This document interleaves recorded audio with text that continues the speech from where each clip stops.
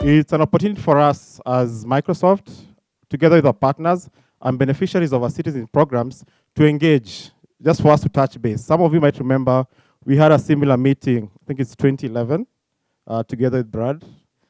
Still here at Serena, though I think the room was a different room.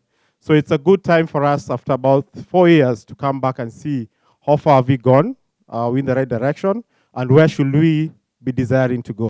For today, we'll focus a lot in terms of the realized pillar. So that's the kind of key focus for our discussions today, whereby we'll be talking a lot about our youth employability and entrepreneurship programs. So you'll notice, for example, if you look at let's say what you can say the productive group in the economy. So maybe like, let's say looking at the 15 years old to about, let's say even 35. Yeah, that's a lot of the youth programs focus on that. You find that's the majority. That's probably a 60% or higher percentage. So it kind of means that's where most of the people sit in Kenya. And same thing, if you look at the people who are the younger people, maybe 10 going down, there's a very huge number. That means there's many people feeding into or aspiring to get into the working force in Kenya every particular year.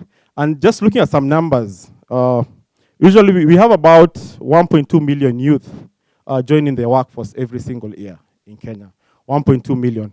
And when you talk about 1.2 million, we are looking at it just in terms of age. These are people who hit 18 years, because that's what we consider to be the legal age you can consider somebody an adult. And of that 1.2 million, around 200,000 of these people have never attended primary school. So it means they have no form of schooling whatsoever. I just want to give a quick introduction to digital divide data. And later you'll hear from one of our staff members in part of the beneficiary presentations.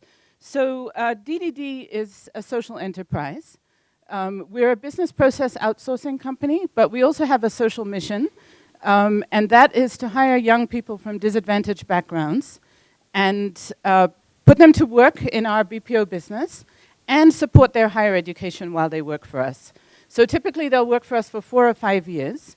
And the idea is after the 4 or 5 years, they graduate from the company as well as from their university education.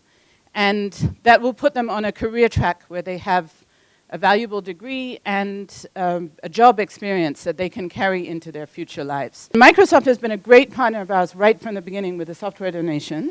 And more recently, we've been very much involved in the TukaWorks project, I think even in some early stage of thinking about it. And we're using it, at the moment, we're using it mostly for internal training. We have 450 staff, and we're putting all of our data entry operators through Excel training using the TukaWorks platform. And in addition, specific people are taking other different types of training available through the platform. The African Center for Women and ICT is established in Kenya as a non-governmental organization with the mission to promote women's success and knowledge of ICTs as tools for sustainable development. Our area of work, our main focus of work is really to create and deliver programs that harness the power of ICTs to deliver in 5 key sectors of our economy, looking at how ICTs can deliver employability, can improve education and learning prospects, healthcare, agriculture, governance, and those other ones. We have an employer network of around slightly over 2,000 people. Because our model is not just to train young people and leave them on their own.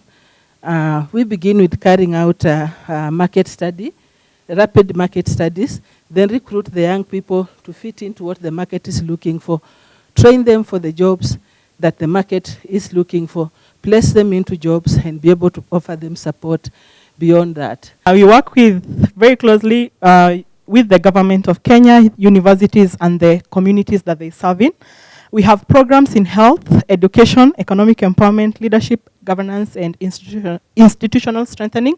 And TukaWorks, or the employability program, falls under our education pillar. We have a presence in 234 institutions across the country in 23 of the 47 counties in Kenya, reaching 1 million youth annually. Our engagement with Microsoft, we are actually 4 months, slightly, almost 5 months old. in our partnership with Microsoft. And the deliverables that we set out to achieve include ensuring that 2,000 youth access information on employment, apprenticeship, volunteership, and other opportunities through the TukoWorks platform. This is specifically in Taita Taveta County, just before you get to Mombasa. So I wanted first of all, I'll ask a few questions to the beneficiaries in terms of, just give me quick summaries in terms of your experiences. My name is Magdalene Nalisi. I joined Homeboys Foundation as an intern. I had studied Bachelor of Education. I didn't have any experience in how projects run, but while I was there, I learned of TukoWorks. I was encouraged to take a course under the online courses. I took a course called Project Management. It's a diploma course. Through that course, I learned a lot. I acquired many skills. I transferred those skills to the projects we were doing. And after a short time, I was able to get a job within the Homeboys Foundation to act as a mentor, to mentor out many youth out there who would like to study some courses, but they don't have that opportunity. My name is Derek Neritu. I joined DDD. I work at DDD as a project manager. I joined DDD in 2012 as a data operator. Through the years, I was promoted to the position that I am right now.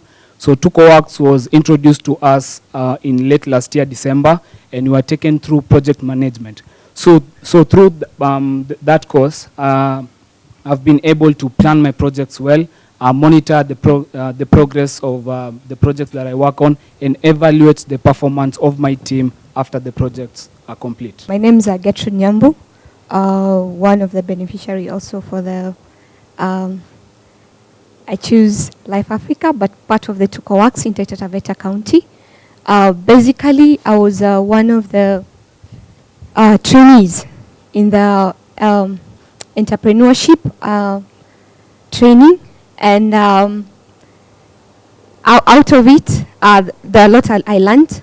First, we learned about presenting yourself.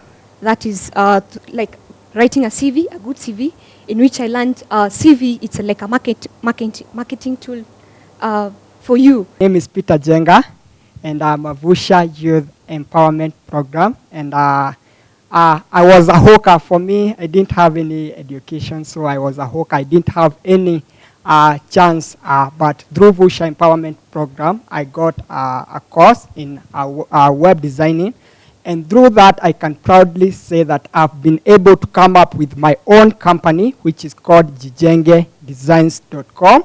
And right now, I'm a manager. One of the things that I think would be exciting for us to explore together over the next couple of years is whether we can break some new boundaries in terms of just bringing technology to people in new ways. I'm sure the TukoWorks conversation has happened, already. I think that's something that the government has received, quite well. And we want to expand that. We want to grow that, in country.